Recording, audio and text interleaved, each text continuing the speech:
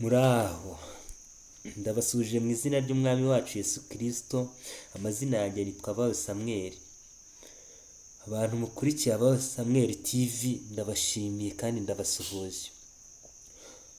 Abantu benshi bajya bagira ikibazo kijyanye no kunywa inzoga, umva baragerageje birukanka ahantu henshi bashaka imiti ariko byaranze. Ariko ni ukuri inzoga wazivaho bigashoboka, kandi nta muntu utazi ko ari mbi. Mbese waba warabaswe n'inzoga ukumva warabuze amahoro, warashatse uburyo bwose wazivaho ariko bikanga?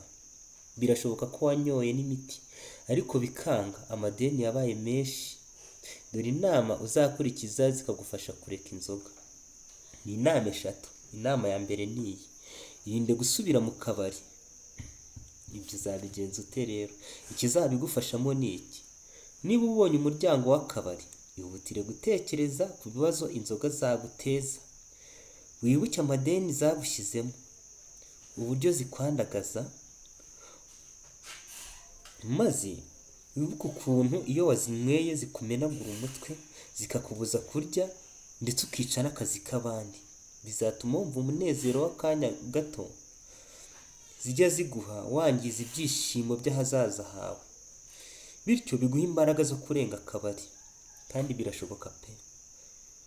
Nujya ukabonemo ibibazo, akabari wumva yuko nubwo ari ahantu abantu benshi bumva ko ari aho kwishimira, ariko nyuma se y'ibyo byishimo by'akanya gatoya bigenda bite?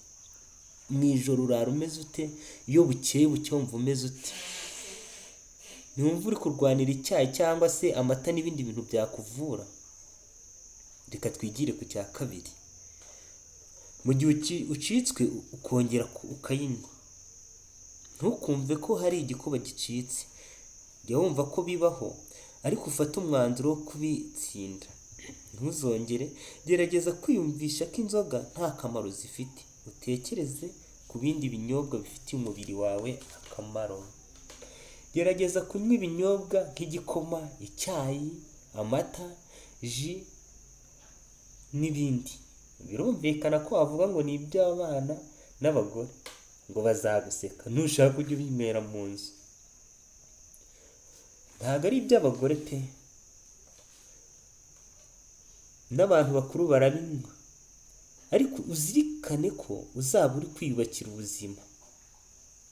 Bizatuma umwanya wo kujya kunywa inzoga utawitaho, kuko nta nyota uzaba ufite. Hari igihe icyayi abantu benshi bajya biyumvisha yuko ngo ari ikinyobwa gishyushye, ariko abantu benshi ni ukuri barakinywa bakakirenza ku biryo, kandi ukumva umerewe neza.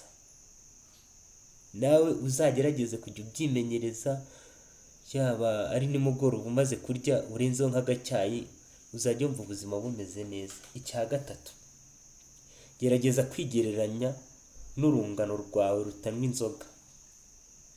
Urebe niba ari wowe ufite ubuzima bwiza kubarusha. Ndabizi uzasanga bakurusha ubuzima bwiza. Bityo tangira ubagire inshuti mu kanya ko kujya mu kabari. Isurire inshuti zawe zitanywa inzoga, sibyo? Ubagezeho icyifuzo cy'uko wifuza kureka inzoga. Ubundi mu cyimbo cyo kujya mu kabari, wirebere indirimbo, wirebere filime, ukore siporo cyangwa usome ibitabo, kandi wisomera n'akaji cyangwa se utuzi. Uzumva umerewe neza kurusha hangover uhura nazo nyuma yo kunywa inzoga. Uko uzajya ubikora kenshi, uzajya usanga inzoga waraziretse. Uzisanga neza pe inzoga zarakuvuyemo, kandi nyuma yaho uzasanga inzoga nta kamaro kazo. Bityo uzagira ubuzima bwiza, utangire kugira igikundiro mu bantu, abantu batangire kugufata nk'inyangamugayo. Niba uri umusore, ndabizi abakobwa benshi bakunda abasore batanywa inzoga. Niba wanateretaga bakakubenga kubera ko uri umusinzi, uzatangira kumva uri fiyeri yuko utanywa inzoga. Nuko rero gerageza kwifashisha ibyo bintu nkubwiye byose, amaherezo uzasanga utanywa inzoga. Mugire ibihe byiza, bye. ndabashimiye, mukore subscribe, mujye muza murebe, ubutaha tuzareba akandi kantu k'ingenzi, sibyo? Ngaho mugire ibihe byiza.